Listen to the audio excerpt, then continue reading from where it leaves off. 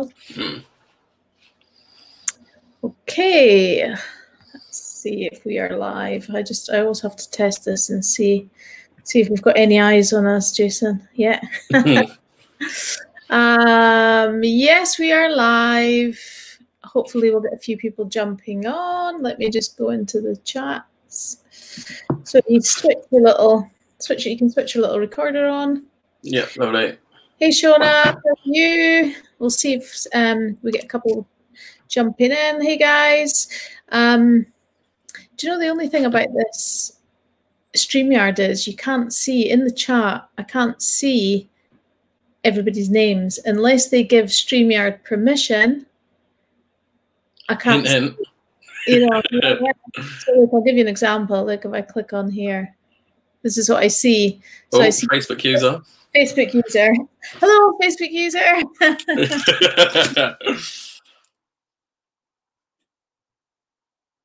Oh.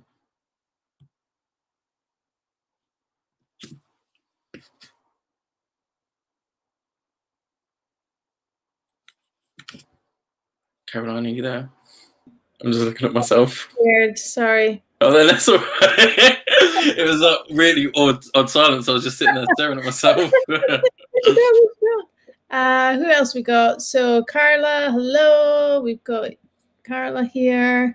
We've got more Facebook users. Who's that? Shanice. I don't know who that is. Oh, it's Jade. So we've got Shona. There we go. Anyway, so what we're doing is a session we're doing in the salon with Jason Tierney this week. So part of our Salon Jedi Academy crew. And Jason, I know that you know, a lot of the guys watching this or listening to this know you or know of you, but there's going to be some people who are maybe listening to this afterwards that don't know you. So if you can give us a bit of an introduction about you, how did you get into hairdressing, a little bit of a background, how long ago you got into it and that kind of thing. Give us a little bit of a background. Hi everyone, my name's Jason. For those of you that don't know me, I am the proud owner of Tierney Salons, which is situated in Hertford. I have owned the salon for just over a year, so it's my first one, so it's all exciting and fresh and new. I have been in the industry since 2006 now. Yeah, November 2006 was when I very first started as an assistant. I have worked at quite a few big brands because I'm quite close to London. Well, I grew up in London. Like people like Tony and Guy and Hob Salons and Headmasters. So I've had quite a varied, well-rounded kind of career since then. I never wanted to be a hairdresser. I wanted to be an English teacher. hair, but no, hair was not a thing. Swerve. Yeah, a little like undercover gay back in the day. I couldn't tell my dad that, could I? I was like, oh, I'm going to go and be an hairdresser. No, so yeah, I wanted to be an English teacher because I had a real passion for education, and English was the thing that I loved the most at school. So the dream was to be a writer and an English teacher. And maybe about a month into, oh, long story short on that one, but anyway, I ended up falling into hairdressing, and about a month into it, I learned about the creative directors, the art directors, and the artistic teams of big companies, and I was like, that's going to be me. Like that was what I was aiming for. And I think it was maybe 2015, I want to say, that dream kind of finally come true, and I used to educate for Hob Salons. So I did bits and pieces with the senior art team, but my main thing that I really loved was teaching the assistants and getting them ready for being on the shop floor and kind of getting them through their MVQ and stuff like that. So yeah. Yeah, and we've had the pleasure of having you up at our salon teaching our team. Is education something that you have always really been interested in? Is that something that you want to continue? Yeah. My I kind of hit my ideal kind of work-life balance, education, client balance when I was like previously, because I was kind of doing like 3.5 days doing clients and then like a day and a half teaching and then kind of getting involved with all the other stuff. So it was that really kind of hit lots of different bases for me.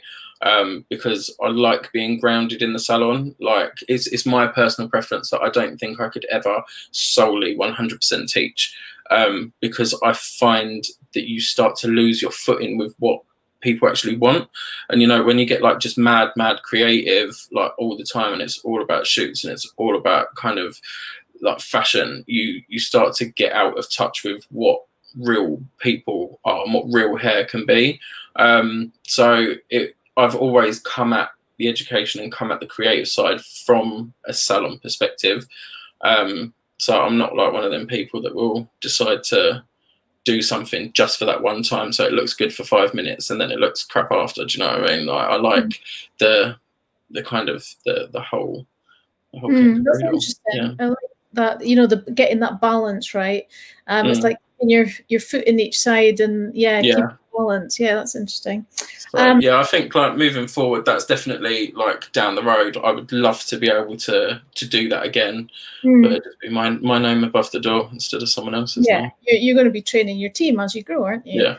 As the team grows, you'll be able to do that. Talking of real hair, as you say, real clients' hair. Your pictures that you put up, your photographs, you're getting a lot of interest and a lot of comments on them. Before we get to that and we ask about, you know, a little bit more information about how you take photos, tell us what kind of hair do you love to do when you're doing your clients? How would you describe yourself as a hairdresser? I get asked this quite a lot by my clients. Like everyone's kind of like, oh, do you prefer cut? Do you prefer color? What do you like doing? Do you like hair up or blow dry? It's like, I love blow drying. Like if they could walk away and it dries itself and then I come back and I finish it, like happy days. But like, yeah, when Cheryl was like my front of house, like, I've booked you in a blow dry, I'm like grateful for the client, but like I'd rather be doing something else. So if people ask me for curly blow dries, I say that I can't do them. Because like I don't enjoy it, so I'm not going to spend time doing something that I don't enjoy. And like I suppose the hair that I like to do is kind of a mishmash. Like I've working from companies that are just like mad texture kind of like everything's really shut through, to working for someone that's complete precision. Like I've kind of started to work everything together, I suppose, into my own kind of my brand, I suppose. But I'd say it's coming at things from a classic perspective, but with a twist. I think that would kind of explain it. I asked a friend of mine, like, what would you say like my kind of clients are? And she was like, we tag everything like it's a real classic, and then there's always something different about it. So you take don't be too boring. Classic and then break it up. You know, break the rules kind of thing. But you know, you definitely got that kind of classic at your core. And the photographing of the clients. You know, I know that you've been getting a lot of attention on this, and a lot of people inside the Salon Jedi Academy have been asking us, Jason, how do you get the photographs like that? Because they look phenomenal, and you're getting a lot of attention from them, and the clients love it, and you know the hair is amazing. But of course, you can have amazing hair, but then have really not such amazing photographs. But you just seem to have nailed the way that you take these photographs. Tell us how are you doing it? What's the tips for the guys watching or listening? I think like Instagram can be deceiving, because please trust and believe that there are about 20 photos of each angle trying to kind of get it to be what you want it to be. It's not as simple as you comb it, style it, take a photo, walk away. It's constantly kind of looking at the hair. Like from a hair point of view, everything has to be finished with like a hot tool, so everything has to be either straightened through or it has to be curled or waved with a wand or the straighteners, because the the finish that you get with a blow dry isn't clean enough, and it's not light reflective enough. So I think that would be my first kind of big tip, is always use irons, always use a tong. I think one thing that I like is I like the background to be plain. I know some salons or some people that are here, they've got like quite like a lot going on in the background. Like me personally, I like a plain wall. So like it was key when I decorated the salon, I had to have like a white space that I knew that I could take a photo up against, just because that's my personal preference. If you look at some, like a friend of mine has like a wall of flowers, and every client stood in front of that, which looks great because she's consistent. So I think like consistency is a big massive key in it. If you're gonna pick a way of doing something, do it that way, you know. So sorry, I've gone off on a tangent, and that was being distracted by my own mind.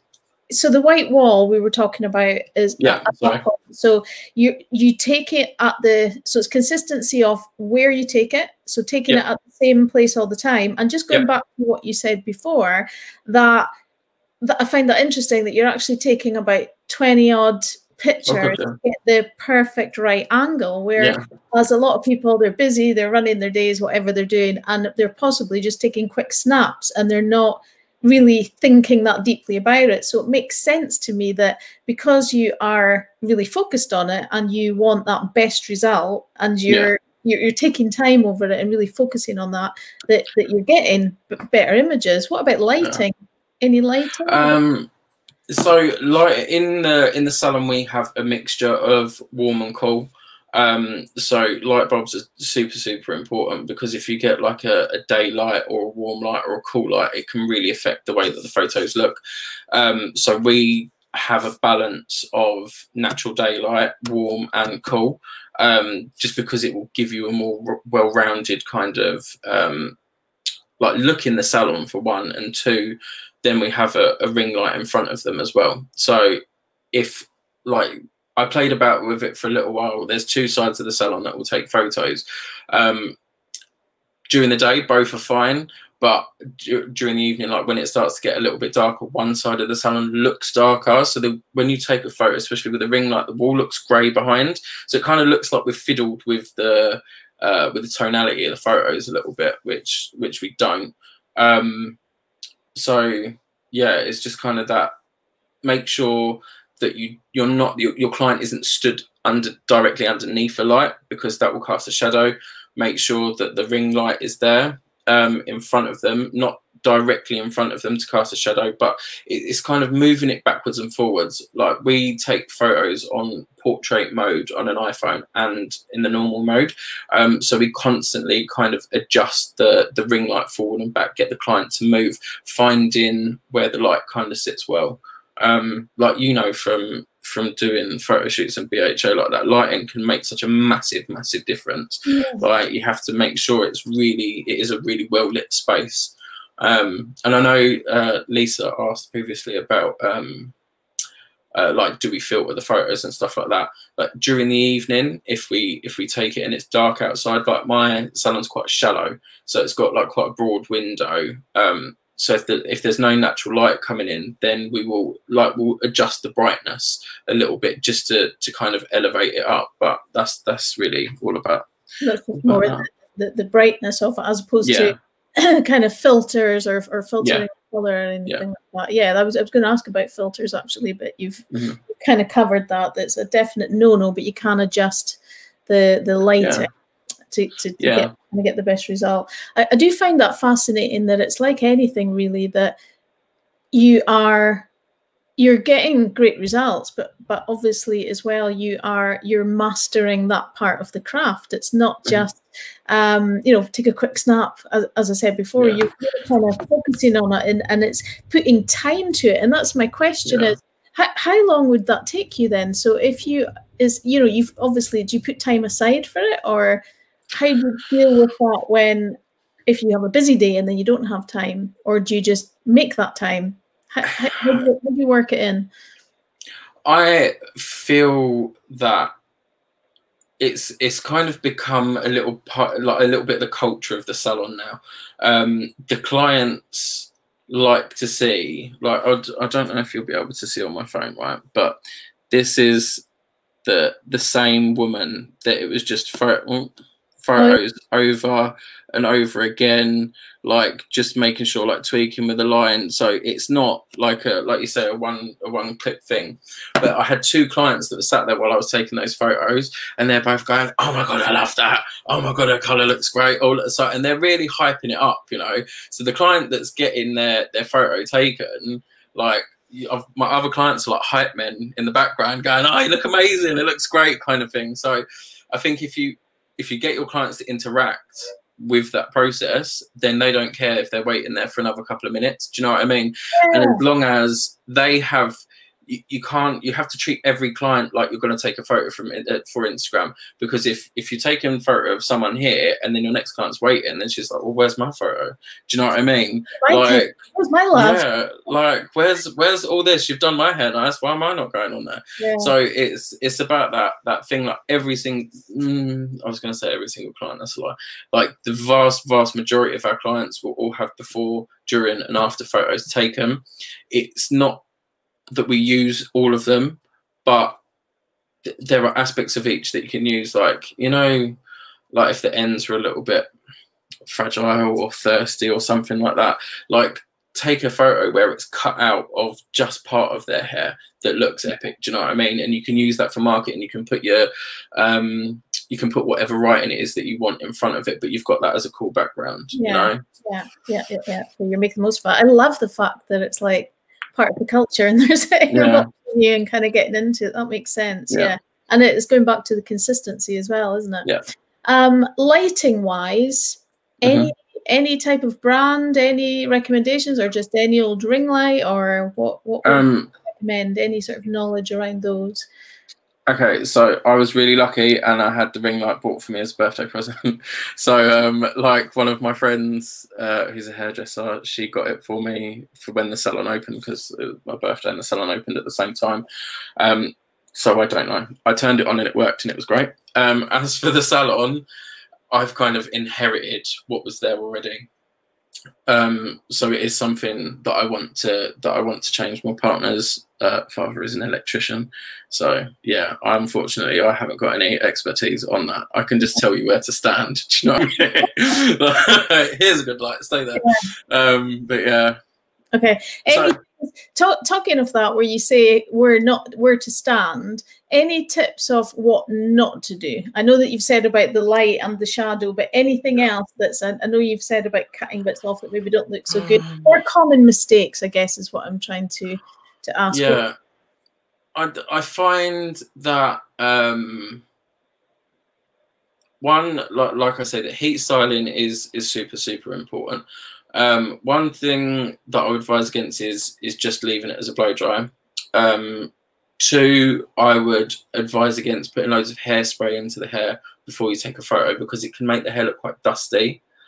I would avoid standing directly underneath a light, and I would avoid, like, actually look at your light bulbs that you have in the ceiling. Like, you'll be able to, if you hold your hand up underneath it, you'll be able to see the reflect of the light, you know. So if you've got a really warm color in front of you, like, you can be a little bit like smart about it. Put them underneath a warm light if you have it, because it will illuminate and it'll make it look richer. Like, if you have a cool color and you put her underneath a warm light, it's going to look ginger. The photo's not going to look great. She's not going to like it. You know, we've all done that at one point, where you kind of like, your clients kind of walking through the salon or underneath a light, and I'm like, just stand here a little bit. Do you know what I mean? So you're not underneath that one. So work out what's working for you. Do you know what I mean? Like, if you have a different array of lighting in your salon, like, be smart with it. Like, warm colors under the warm lights, cool colors under the cool lights, and it'll accentuate it. It's like we all know with skin tone, if you've got like a really pinky reddy skin tone, you're not going to want to have like really rich bright red hair, because it's going to make you look flushed, you know. Like, and it's the same with the lighting for the colors. Yeah, it's like when you have, you know, you've got that client with a really vibrant hair, and you're like, yes, and then you go to take a photo and you're like, where did that color go? Like, yeah. Where's it gone? that I did a, like, I'd being real and being honest about life. I did a client the other week, last week, I think, no, 2 weeks ago. Really lovely lady. She's like, every now and again she comes in, I want something like a little bit funky, a little bit different. And well, I have these colours called opalescence, and like when I was painting it on, it was looking all cool and stuff, and it was looking quite impactful. And I was like, this is all right. Rinsed it off, it was still there, started drying. I was like, Lord have mercy, where's my colour going? Like, it was just like this being, it was lovely and soft, but again, it's that kind of thing, like, you find the light, do you know what I mean? Like, and put her under it where you can still see that kind of thing coming through. Yeah, bring it up. And you've got 2 colour degrees. Yeah. Wella and L'Oreal, that's right. Tell us, what do you have to go through to get a colour degree? In case anybody's listening and that are interested in that, what is the process? How long does it take? Tell us more about what you've got to go through to get that. I mean, that's a great job behind you. Yeah, they. I have been really, really, really fortunate in my career that they've been paid for me, which was lovely, by the companies that I work for. So on both accounts, I had to go for an interview with people from, like, the Wella one was with the colour director of the company, a representative from Wella, and an area manager, and get a grilling, kind of. Like, I had to go with like facts, figures, numbers, not just that I loved doing colour, because there's business incorporated into the what's it called, the master colour program for Wella. It's usually, if you go through it from an independent point of view, you have to hit a certain criteria. So you have to have a certain amount of years on the shop floor, and you have to have attained certificates in, like, some of their foundation courses. They won't just let you go straight into the kind of the masterclass level of education with them, because otherwise you're just kind of setting yourself up to fail. So it's definitely kind of courses all the way leading up to. The Wella one was just over a year. They really cleverly get you in for a couple of days. They teach you some information. They let you go away and apply it for a month or 2, depending on what phase it was. And then you go back in, you share and reapply the knowledge that you've gained from the education and from what you've learned from doing in Salon. And then they give you the next bulk of information. And it kind of works over that, split over 4 or 5 times in a year. Like, you have a theory test, which I was gutted. I got 98% on it, but I made 2 tiny little mistakes. Admit, like, I'm that kind of person that would kick the living life out of myself, but I was still really proud of that. And then to finish it off, to show everything that you've learned over the course of the year, you have something called a head block challenge, which is a doll's head that's separated up into 4 equal sections, and one is like black that you have to get light, one is light that you have, so you have to get everything to an even 6, like each different quadrant. So one quadrant is dark that you've got to take light, one is blonde that you've got to take dark, one is copper with bands, and one is khaki. So it displays your dark to light, your light to dark, your incompatible reflect, and removing bands. So they give you all the information all the way through the course. So like there were key points where I was like, yeah, so if you had like a client that was like really warm and they had like a band in it, like how would you approach that? Do you know what I mean? Like getting the information. They don't want you to fail, do you know? Like, oh, if you've got this, like how would you like what would you mix for that? And then the teachers knew. They just started laughing every time I'd ask them a question, because they knew what I was like, what I'm hinting at. But that was, I'm not going to lie and tell you that it was like any kind of way easy. It was probably one of the most stressful things that I've done recently, because I wanted to do so well. I had to pass it. I had to I'd put a lot of pressure on myself. And you only get 6 hours to get this whole thing in even 6. The L'Oreal one in comparison was like a lot easier. It was like 1 or 2 days over a 12-18 week period, and then you finish it by doing like a client but displaying your technique and a theory test. So like if anyone uses Weller, the head block challenge is so much harder, but like that sense of achievement that you get at the end of it, like there was it was fantastic. I think that sticks in your memory more as well. It's that you know that you've actually done the hands-on work as opposed to theory or just doing one type of color. You're literally doing it all. So yeah, excellent. Like, I was doing my dark to light and I dropped the doll's head into the light because there's no one to help you. Like I had all this pre-lighting on it, dropped it into the basin, and one of the teachers was like, "Are you okay?" And I just felt my bottom lip go because I was like, "I can't cope with this." I was gonna like burst out into tears. I was like, "No, get a hold of yourself. You will be all right." But yeah.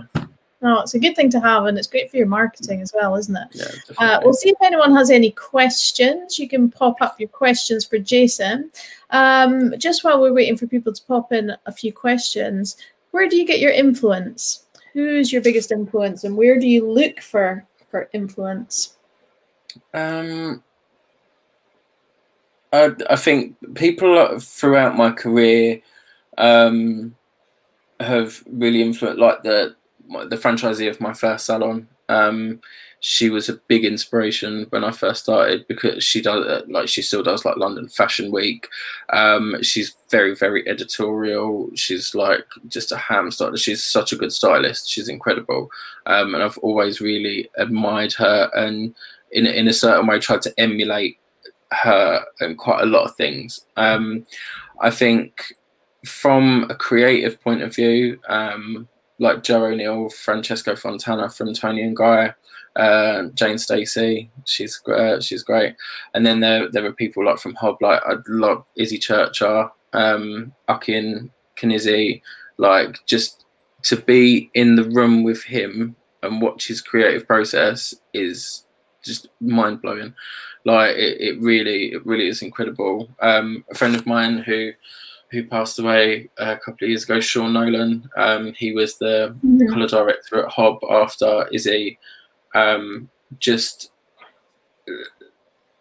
so much love he loved what we do, and he loved educating, and he loved watching people grow. And like I was really like close with him because I loved that part. So it's not necessarily big massive hair, just like I love Sassoon, I love Tony and Guy, I will watch their DVDs all day long. But I think my influences come from like people and the way they interact and the way they teach and all that kind of stuff. So yeah.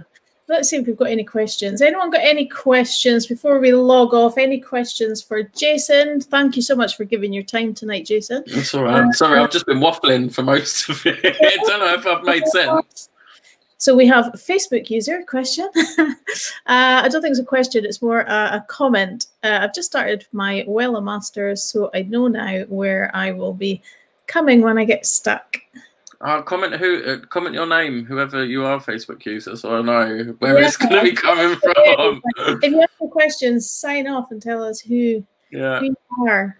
Any other questions for Jason, guys? Who else have we got? We've got, so quite a few saying that they hate blow drying too. What's this one? As a consumer, I hate having my hair dried. I'd happily walk away with wet hair. I'm a quick one too with a hairdryer. Like just like the cut should do all the work. Do you know what I mean? I shouldn't have to stand there for half hour trying to blow dry something. If I am, game over, because you know I've not done something right. And someone else loved this. I hate blow drying. Lisa Lawrence. Lisa Lawrence. Yeah. I'm free anytime you want for a chat. Don't you worry. I'm always there. Was that the same one that we had up? Oh, yes, that was Lisa doing her thing. Let's see if we've got anyone else. Phenomenal picks, whoever that was as well, telling you that you have phenomenal picks, Jason, which you do. So well done. And don't think that, what we got here. If anyone, like, what I can try and do, if anyone would be interested, is I can try and get Cheryl to video me whilst I'm doing it, so you can kind of see what I'm looking at. If that would benefit anyone, if they would like that. Yeah, that would be excellent, actually, Jason. I know our team would love that as well. Actually, they'd love to see that. So yeah, and yes, if they're saying that they need help with lighting soon as well. Yes, take a picture of whatever lights that you use and send to them as well. No, the lighting in the salon is old and horrid. That you got for your birthday. Yeah, I'll send you the ring light. Right, thanks, Jason. I know that you've been working all day and you're probably exhausted, but thank you for your time and thanks for sharing. No, thank you very much. Take care, everyone.